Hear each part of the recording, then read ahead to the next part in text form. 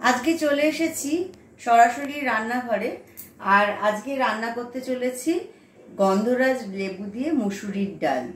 এটা একদম summer special একটা recipe. Welcome friends, welcome to Sharmistha cooks. আজকে রান্না করছি গন্ধরাজ লেবু দিয়ে মুসুরির ডাল, যেটা গরমকালে খেতে খুব ভালো লাগে। হোপফুলি আপনাদের ভালো লাগবে। আর সময় নষ্ট না করে সরাসরি রান্না দেখাতে শুরু করছি। এখানে ইনগ্রেডিয়েন্টস নিয়েছি। এখানে আমি 1.5 কাপ মতো মুসুরির ডাল নিয়েছি, যেটা আমার পরিমাণের উপযুক্ত হয়ে লাগবে আর কি। এখানে নিয়েছি সল্ট, এখানে কাঁচা লঙ্কা, একটু কাঁচা লঙ্কাগুলো স্লিট করে নিয়েছি। এখানে আছে হলুদ, আর এখানে আছে রাঁধুনি। রাঁধুনি একটা বিশেষ মশলা যেটা ফোড়ন দিতে লাগে। রাঁধুনি নিয়েছি, আর কয়েকটা শুকনো লঙ্কা নিয়েছি। আর যেটা একটা মেন ইনগ্রেডিয়েন্টস সেটা হলো গন্ধরাজ লেবু, একদম তাজা গন্ধরাজ লেবু। একদম দেখুন, কিছুটা পাতাও রয়েছে সঙ্গে। আজকে এটা বাজার থেকে জোগাড় করতে পেরেছি। তো এখানে কড়াইয়ে আমি পরিমাণ মতো জল দিয়ে দিয়েছি। আর এই মুসুরির ডালটা ধুয়ে নিয়েছি ভালো করে। এই মুসুরির ডালটা ভালো করে ধোয়া আছে।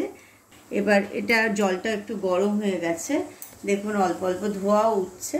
এইখানে আমি সরাসরি মুসুরির ডালটা দিয়ে দিচ্ছি। এটা একদম একটা কুইক রেসিপি। আর মুসুরির ডাল সেদ্ধ হতে তো একদমই বেশি সময় লাগে না, খুব তাড়াতাড়ি এই ডালটা রান্না করে ফেলা যায়। সঙ্গে দিয়ে দিচ্ছি সামান্য লবণ, আর দিয়ে দিচ্ছি সামান্য হলুদ।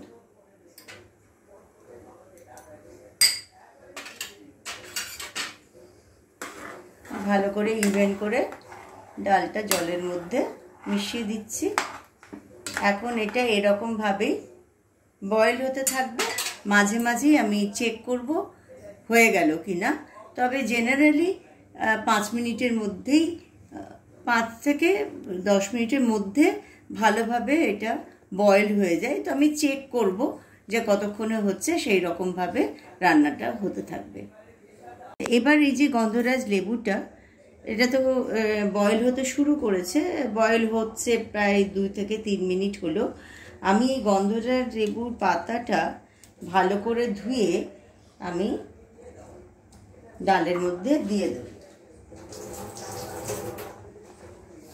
পাতা ডালের মধ্যে দিয়ে দিচ্ছি।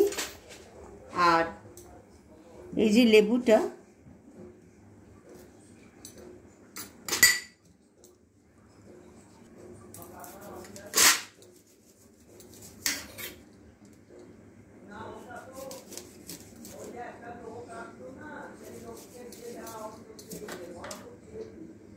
এই স্লাইস করে গন্ধরাজ লেবুটাও আমি কেটে নিচ্ছি।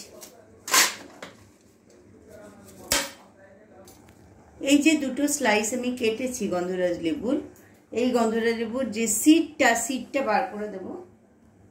সিডটা বার করে দেব,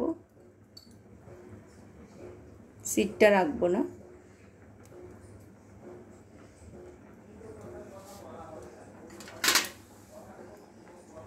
এই স্লাইসটা দিয়ে দিচ্ছি। আরেকটু ভেতরের স্লাইস, যেটা ওটা বাইরে ছিল, আর একটা ভালো স্লাইস আমি কেটে নিচ্ছি।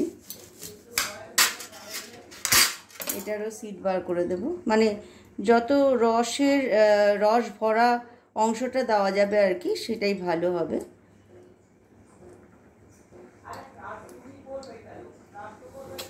এই যে এইখানে এটা দিয়ে দিলাম, দিয়ে এটা, আর বাকিটা পরে দেব। আর কাঁচা লঙ্কা আমি দিয়ে দিচ্ছি এর সাথে। কাঁচা লঙ্কাগুলো ছেড়ে দিলাম।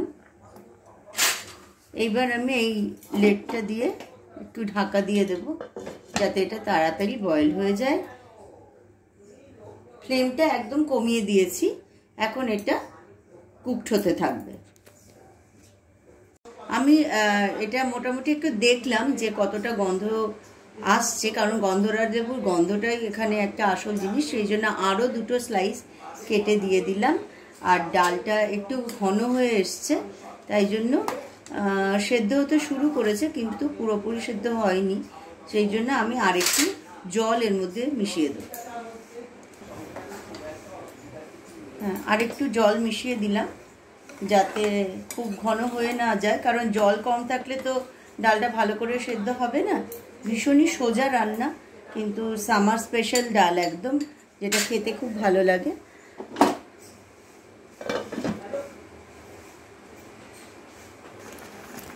আচ্ছা, আমি যেমন বলেছিলাম মাঝে মাঝে এসে আমি একটু চেক করছি যে কতটা কি রেডি হলো। এই ডাল বয়েল করতে গেলে যে এই একটা স্টার্চটা বেরিয়ে আসে, এই জিনিসটাকে কিন্তু তুলে ফেলে দিতে, এই জন্য যেটুকু ওপর থেকে ভেসে আসে এইটা, সেটা তুলে ফেলে দিচ্ছি। চলে এসেছি আবার ঠিক 10 মিনিটের মধ্যেই রান্নাটা, মানে মসুরির ডালটা সেদ্ধ হয়ে গেছে ভালো করে, আর খুব সুন্দর একটা ফ্লেভার বেরোচ্ছে। তো আমি এইটা এখন রেডি ফোড়ন দেওয়ার জন্য। এখানে একটা ছোট প্যান নিয়েছি, আর এখানে 1 স্কুপ সর্ষের তেল দিয়েছি। এটা একেবারেই শুধুমাত্র সর্ষের তেলেই হবে, মানে ফোড়নটা সর্ষের তেলেই দিতে হবে। এটা গরম হওয়ার জন্য দিয়েছি।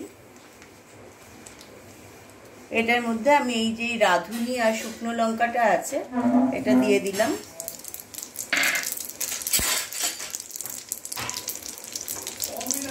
ভালো করে শুকনো লঙ্কাটা একটু ভেজে নিতে হবে, সেই সঙ্গে রাঁধুনিটা, কারণ ফোড়নেই ডালের যে গন্ধটা আসবে, গন্ধটা লেবু তো আছেই, কিন্তু ডালের ফোড়নের গন্ধটাও খুব ইম্পর্ট্যান্ট। এটা হালকা করে ভেজে নিচ্ছি, পুড়ে যাতে না যায়।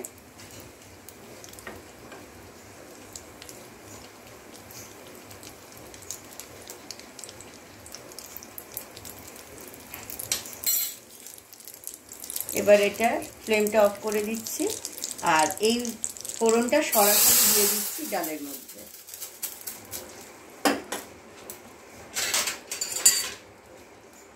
ভালো করে এটাকে ফোড়নটাকে মিশিয়ে দিচ্ছি।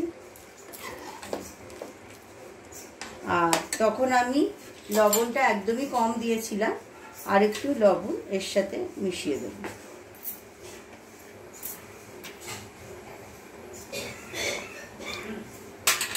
ব্যাস, আর হলুদ একদমই আর লাগবে না, ফোড়ন মেশানো হয়ে গেছে, গন্ধরাজ লেবু সাথেই ডালটা সেদ্ধ হয়ে গেছে, রান্না একদম কমপ্লিট।